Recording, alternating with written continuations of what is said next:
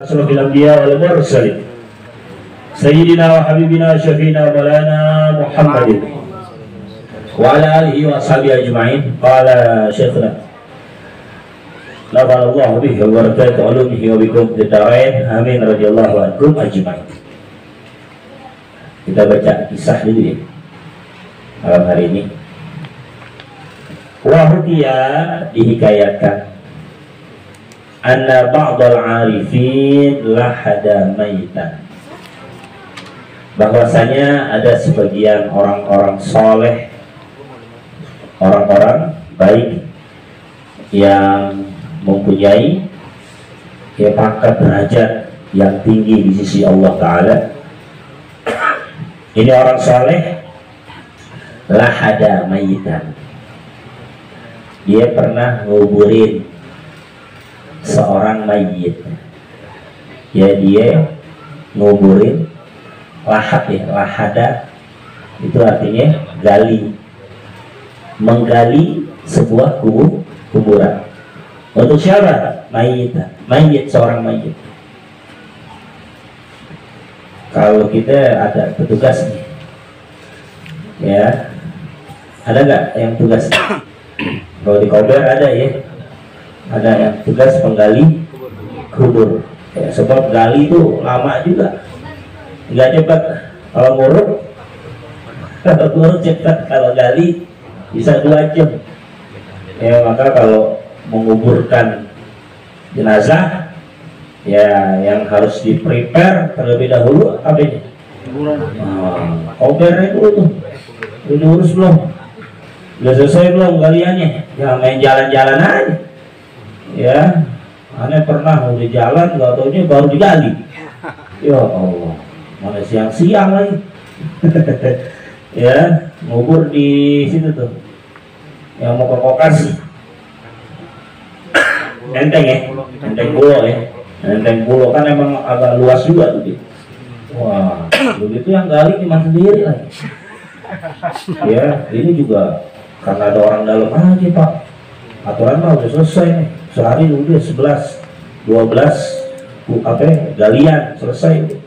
Ini karena orang dalam jadi diminta, ya udah deh gali.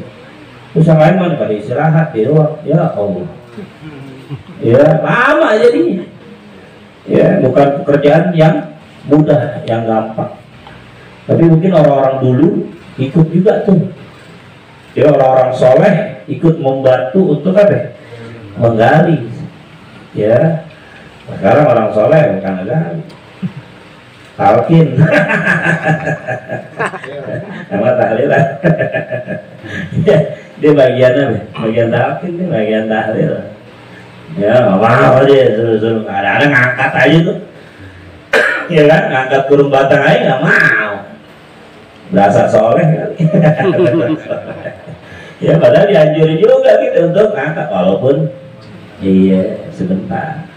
Ya, nah ini orang soleh ini digali itu sebuah kuburan. Kalau faragha nilahdihi, nah tatkala dia selesai ya daripada menggali itu kuburan, ya, sami'a fil khabri gorbatan azimatan. Oh, nggak taunya didengar di dalam kubur itu, dalam kuburan itu tuh, gorbatan azimatan, ada suara pukulan yang dahsyat, gitu, yang nggak didengar oleh orang lain, tapi beliau ini dengar. Ya, tuh pukulan kayak gada, lo nggak gada,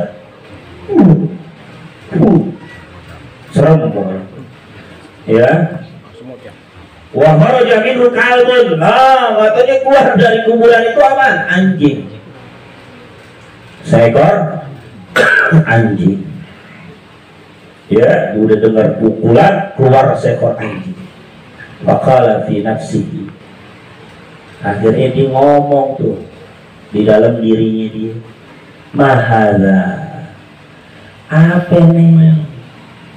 Ya, pukulan yang dahsyat tersebut itu suara apaan? Dan itu anjing siapa itu? Ya biasanya kan anjing keluar dari mana? Dari pagar. Ya, pagar. Orang yang biasa anjing, iya kan? Atau dari hutan. Ya, itu kalau anjing liar.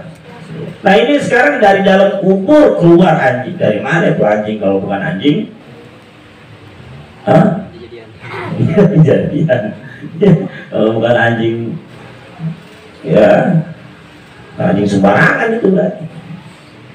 Fa'antaqallahu dzalikal kalba. Nah, akhirnya Allah Subhanahu wa taala dengan kuasanya membuat itu kambing berbicara. Itu kambing ngomong, ya, bisa bicara dia. Waqala, ya, ketika si soleh ini, orang soleh ini bertanya dalam hatinya, ini siapa ini? Anjing ini, ya. Qala, dijawab oleh anjing itu, ana amaluhu sayyi'u. Oh, saya ini adalah amal atau perbuatannya si mayit ini yang jelek. Perbuatan jeleknya dia tuh anjing, perbuatan jeleknya dia, dosanya dia tuh, ya, maksiatnya dia, ya, dosanya dia berubah tuh menjadi seekor anjing yang hina-hina, gitu kan? Ya, padahal dia waktu berbuat dosa, berbuat maksiat gimana? Hah? Terhormat gak? Kalau waktu berbuat dosa terhormat gak nih? Terhormat, ya kan? Wah, mulia dia, ya, bersih dia. Ketika dia berbuat dosa, berbuat maksiat apapun bentuknya, ya. Tapi ketika dia masuk ke dalam kubur, berubah itu perbuatan maksiatnya dia berubah menjadi seekor anjing, ya. Naudzubillah min dzalik. Makanya hati-hati ya sama dosa-dosa yang kita perbuat, karena nanti akan ke bawah nanti. Dosa baik ke bawah, dosa buruk juga ke bawah. Karena yang kita bawa itu dia amal perbuatan kita waktu kita hidup di alam dunia, baik itu perbuatan yang baik ataupun perbuatan yang jahat. Apakah itu pahala ataupun dosa, ini kita bawa semuanya nih. Cuman nanti apa? Ya, dilihat, ditimbang mana yang lebih banyak, apakah perbuatan baik atau perbuatan buruk. Karena nanti ada yang namanya mizan, ya, ada yang namanya mizan, timbangan. Fa'amma man saqulat mawazinuhu bahwa fi'i syatir radiyah. Siapa yang berat timbangan kebaikannya, berarti dosanya sedikit, timbangan kebaikannya banyak, maka dia berada dalam kehidupan yang senang, bahagia. Tapi sebaliknya, wa amma man khaffat mawazinuhu fa ummuhu hawiyah. Tapi yang ringan, timbangan kebaikannya ringan, berarti banyak dosanya, faumuhu hawiyah, maka tempatnya adalah hawiyah. Wa ma adraka ma hiya, apa itu hawiyah? Itu narun hamiyah, yaitu api yang menyala-nyala, ya. Nah itulah, maka jangan tertawa, jangan senang ketika kita ngelakuin dosa. Sini senang, di sini gembira, ketawa, tapi nanti di dalam kubur nangis gitu. Dan sebagai ini diperlihatkan oleh Allah Ta'ala, anjing keluar dari dalam kubur, yang itu merupakan apa? Amalnya dia, dosanya dia waktu di dunia.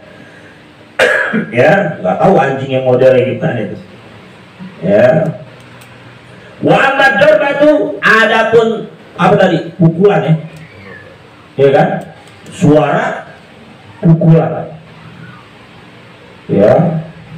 Allati samitaha, yang kau dengar tadi. Nah, kata si anjing nih, Faina alam tazawri, sesungguhnya itu pukulan tidak mengenai dia, enggak mengenai si mayit. Ya, jadi kalau bahasanya apa ya? Ya, suaranya ada, tapi pukulannya nggak ada, ya kan? Kayak apa? Kayak suara speaker ini, seakan-akan lagi pukul seseorang, padahal dia lagi apa? Ya santai aja. Dan yang terdengar hanya suaranya doang, gitu kan? Ya, suara pukulan, tapi dia ini nggak kepukul. Wa qad hala bainahu wa baina muwazabatuhu ala qiraati surat Yasin. Nah, sungguh ya, karena dia muwazabah, ya artinya dia rutin. Waktu hidup di dunia dia orang rutin dia baca surah Yasin, maka dengan bacaan surah Yasin yang dia baca itu menghalangi dia antara dia dan pukulan itu. Jadi selamat dia dari pukulan siksa kubur. Ya, gara-gara keberkahan daripada bacaan surah ya Yasin. Qala Habib Alwi bin Abdullah bin Idrus bin Syihab radhiyallahu anhu. Beliau Habib Alwi bin Abdullah bin Syihab, beliau mengatakan walihada kana salaf yukthiruna min qiraatiha. Maka oleh karena itu para salaf, orang-orang ulama terdahulu, orang-orang soleh terdahulu, mereka banyak ya di dalam membaca surah ya Yasin. Wa yahtimuna biha fi majalisihim, dan mereka menghatamkan tuh, menutup ya atau menutup majlis-majlis mereka itu dengan membaca surah ya Yasin, agar apa? Terhindar, selamat daripada ya siksa kubur. Itulah ya fadlu surat Yasin, ya keutamaan daripada surah Yasin. Makanya kita kalau baca surah Yasin, kalau salaf terdahulu tuh, para salaf dianjurkan memang setiap hari. Ya, habis subuh itu jangan tinggalkan. Waktu Anda di Rubat tuh di Madinah, itu setiap habis subuh baca Yasin, nggak pernah nggak baca. Ya mungkin kalau kita di Jakarta ini baca Yasin cuman malam Jumat kok, sama undangan tahlil kan. Ada mah rajin kan Yasinan. Ya, baca Yasinnya pas ya pas tahlilan, pas haul, baru baca Yasin. Tuh, ya kalau di Rubak itu dianjurkan ulama-ulama Hadramut ya, Yaman, di Tarim, di Mekah, di Madinah, itu para santrinya, tolabahnya itu dianjurkan untuk setiap hari ya membaca surah Yasin. Agar apa? Nah, ini diantaranya Allah selamatkan kita dari sisa kubur.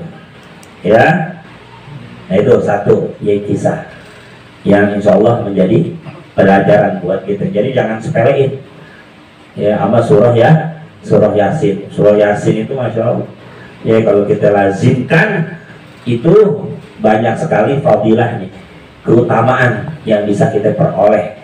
Yang terpenting apa? Bacaannya kita itu ikhlas, ya kan? Karena Allah Ta'ala memang niat semata-mata ingin memperoleh pahala, memperoleh keridhaan Allah Ta'ala, baru ya bacaan Yasin itu ada bekasnya, ada pengaruhnya. Tapi kalau yang baca Yasin niatnya nggak bagus sih, nggak ada nggak ada faedahnya, nggak ada fadilahnya, gitu kan? Ya, contohnya baca Yasin nggak ikhlas, hah? Ada amplopnya. Jangan kenceng ya, pulang tahlilan nanti nggak dapat berkat gerutu. Setan gua. Ya, berarti ente datang ke tahlilan gara-gara berkat sampai barokat. Ya itu nggak ikhlas tuh. Ya, udah kelihatan orang tuh ikhlas sampai enggaknya di situ. Gitu kan? Ya, berarti yang dituju sama dia hanya makanan, bukannya pahala dan keridhaan dari Allah Ta'ala. Coba kalau niatnya bagus, sudah dapat pahala, dapat juga tuh berkat. Iya kan? Dapat akhirat, dapat dunia. Gitu. Ya, tapi karena niatnya dunia, Kan Nabi dikasih tahu ya, berapa banyak orang niatnya pekerjaannya pekerjaan akhirat tapi berubah menjadi pekerjaan dunia. Karena apa? Niatnya jelek. Berapa banyak tuh pekerjaannya akhirat, masya Allah ini. Ya, dengan bacaan-bacaannya, zikir-zikirannya, gitu kan? Sholawat, tapi niatnya gak bagus. Akhirnya berubah jadi pekerjaan dunia karena jeleknya niat. Dan berapa banyak orang yang pekerjaannya dunia tapi berubah jadi akhirat gara-gara niatnya bagus. Ya, kayak kita yang nyari duit, gitu kan? Nyari nafkah, kita kerja dari pagi sampai sore, itu kan nyari dunia. Emang nyari apa? Pekerjaan dunia kan? Iya. Tapi karena niatnya bagus, berubah jadi pekerjaan akhirat. Tuh, ya. Karena niatnya apa deh? Cari nafkah untuk anak, untuk istri, gitu kan? Untuk membantu ini, membantu itu. Allah kasih itu pahala. Sepanjang itu ente dianggap ibadah kepada Allah Ta'ala. Iya kan? Makan, minum, pekerjaan dunia. Tapi karena niatnya bagus, dapetin pahala. Tuh, yang repot di Indonesia kan bahaya. Pekerjaan akhirat berubah jadi pekerjaan dunia karena niatnya niatnya gak bagus, niatnya jelek. Hadir maulid, hadir haul, niatnya apa? Niatnya nasi kebun, gak dapat panitia diomelin. Gak becus tuh jadi panitia. Iya kan? Banyak yang model begitu. Ya berarti lu baca-bacaan segala macam tuh hadir, bukan ngambil keberkahan. Iya kan? Bukan tabarruk berarti itu. Tapi mencari dunia yang akhirnya menjadi najis. Ya, nah nanti ditampakin sama Tuhan tuh. Niatun shalihatun zuharat wa in kanat khafiyatan wa kana aksuha. Niat yang baik tetap Allah akan tampakkan meskipun disembunyikan. Begitu juga sebaliknya. Niat yang jelek, niat yang buruk, walaupun disembunyikan tetap suatu saat Allah tampakin. Hati-hati. Ikhlas Tuhan datang. Rebo kok, ya kan? Apa tenang aja, nggak dapat juga apa-apa, gitu kan? Pas beneran nggak dapat pusing.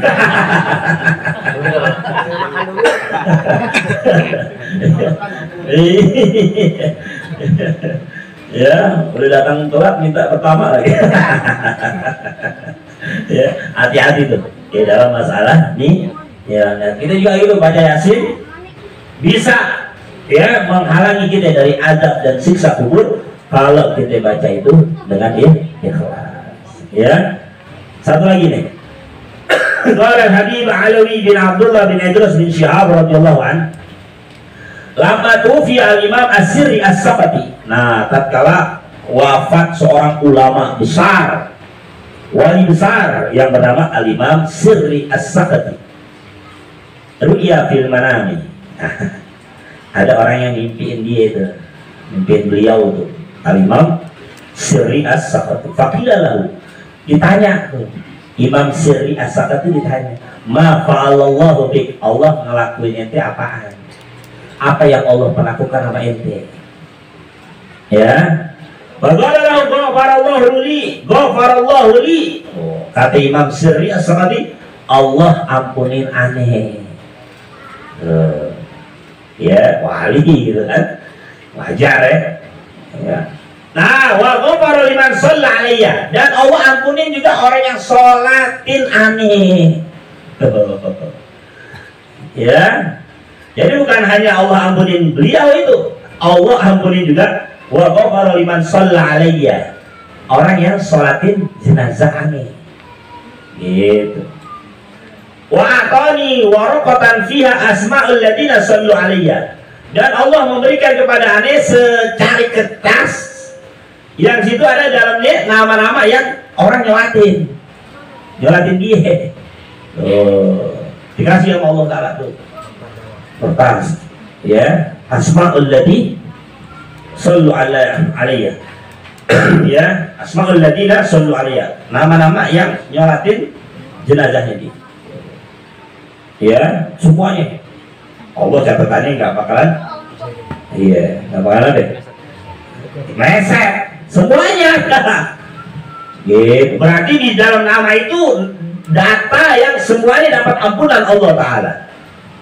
Gitu. Makanya kita ya kalau ada ulama-ulama besar, apalagi waliullah, itu jangan pernah kita apa ya? Iya, jangan sampai kita tinggalin gitu aja. Ya kalau bisa deh kita sholatin. Ya dalam hadis itu ya, man sholla ala maghfur ghufira gitu kan. Siapa yang sholat sama orang yang diampuni dosanya sama Allah, Allah ampunin dia. Apalagi jenazahnya ini seorang ya ulama, orang soleh, jangan ente tinggal. Ya, apalagi kalau nama ente, data ente ada di situ tuh. Oh siapa ini kan yang nyolatin aneh? Oh, ya. Wah, si pulang mana nih? Biasa ngaji nggak ada nih. Ya jangan tahu ini. Iya kan? Dulu waktu saya di Walid ya, Nabi Abdurrahman Ahmad Sukab itu, wah itu kan masya Allah yang nyolatin. Ya, bahkan yang mengantarkan takziahnya itu jenazahnya beliau itu sampai Bogor, itu sampai motor masuk ke Ketong. Alhamdulillah, ya aneh juga ikut. Ya sampai sewa mikrolet itu mana anak ya kita sewa mikrolet deh gitu kan. Alhamdulillah dikasih berkah Allah Ta'ala. Bahkan ada yang kisah sama aneh sebelum Al-Walid wafat itu usahanya itu nggak maju tuh. Dan waktu itu beliau itu dia nggak kenal tuh Walid siapa. Dia belum lama ada yang kisah sama aneh gitu ya. Cuma pas tanya aku ngapain, anu mau nolatin jenazah Walid. Siapa Walid? Udah ikut aja. Ikut akhirnya. Gitu. Akhirnya mau waktu itu belum punya motor Ustaz. Ya, mau kredit ditolak mulu. Ya, ditolak mulu sama leasing. Pokoknya setiap dia mau kredit ditolak mulu. Makanya dia pernah dipinjam sama orang. Untuk apa? Nyolatin Walid. Ya, sampai ada minjem. Makanya anda kirain mah kuburnya dikoper, atau dibongkar. Sampai itu orang yang punya motor amat sampai tengah malam baru pulang. Dia ketawa tuh. Ya, jadi ikut sholatin turun langsung tujuh. Nanti masuk tol kan juga. Masuk satu. Gitu. Pakai motor terus saja.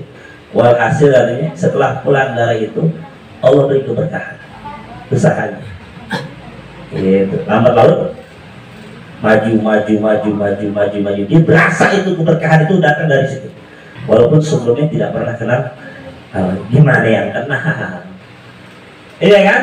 Tuh, maka apalagi kalau kita diberi kesempatan untuk ikut mensolatkan jenazah ya seorang wali atau seorang ulama. Makanya kita jangan apa ya kalau sholatin ikut, mau siapa kek gitu kan, ikut.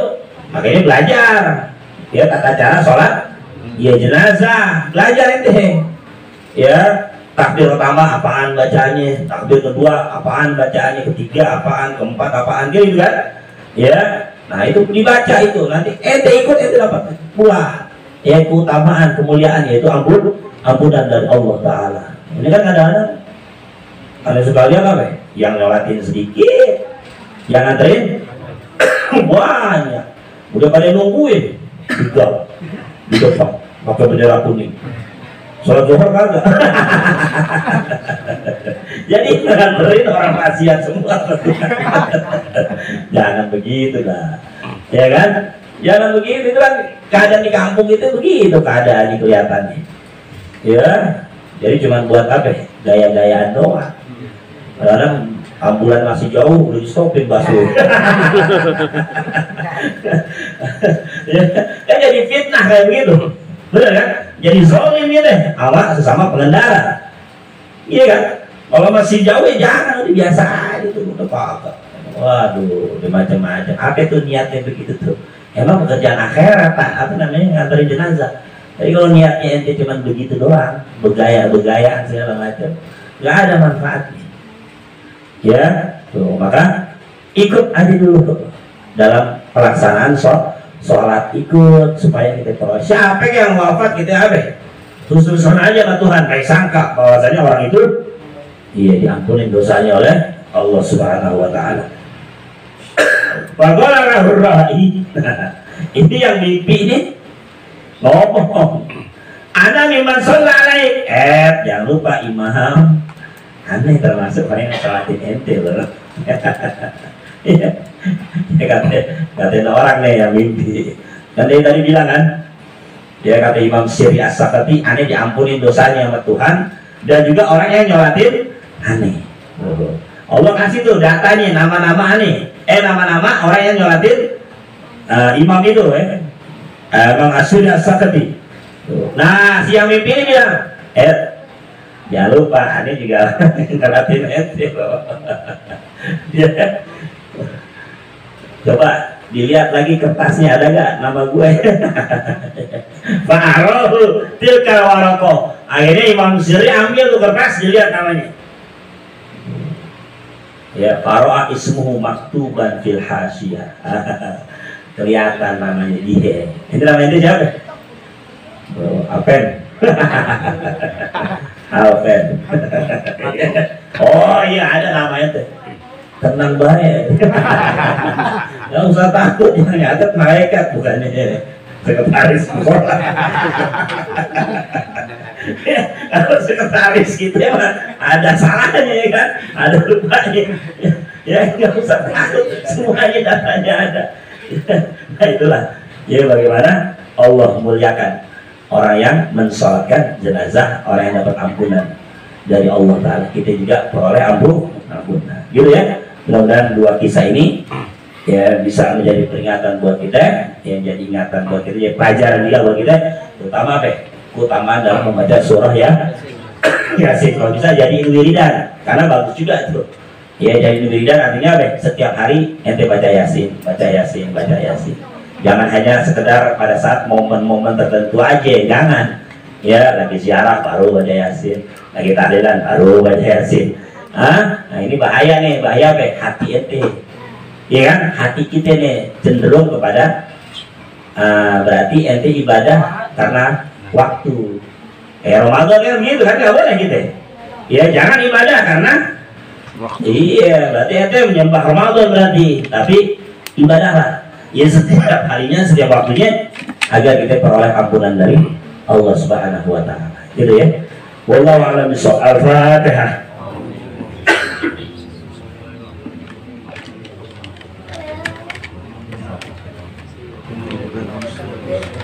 الذين أنعمت عليهم غير المغضوب عليهم ولا الضالين آمين.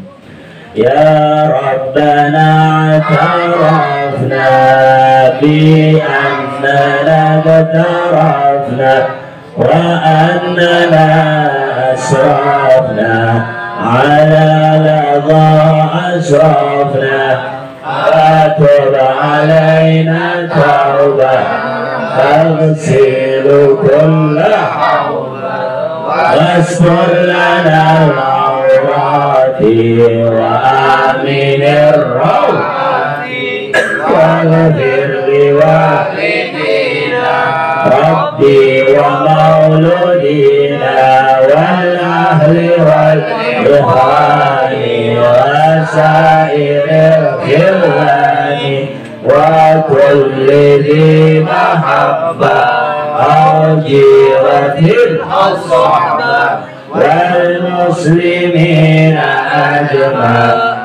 أجمعين ربي أسمع فضلا وجودا لا لانكسار منا للمصطفى الرسول نهضى بكل سور بالمصطفى الرسول نهضى بكل سور بالمصطفى الرسول نهضى بكل سور صلى وسلم ربي عليه عد الحمد وآله وصحبه عداد كأس الصابي والحمد لله بالبدء والثناء الحمد لله على نعم الله الحمد لله على بركة الله الحمد لله حمدا يوفي نعمه ويكفي مزيدا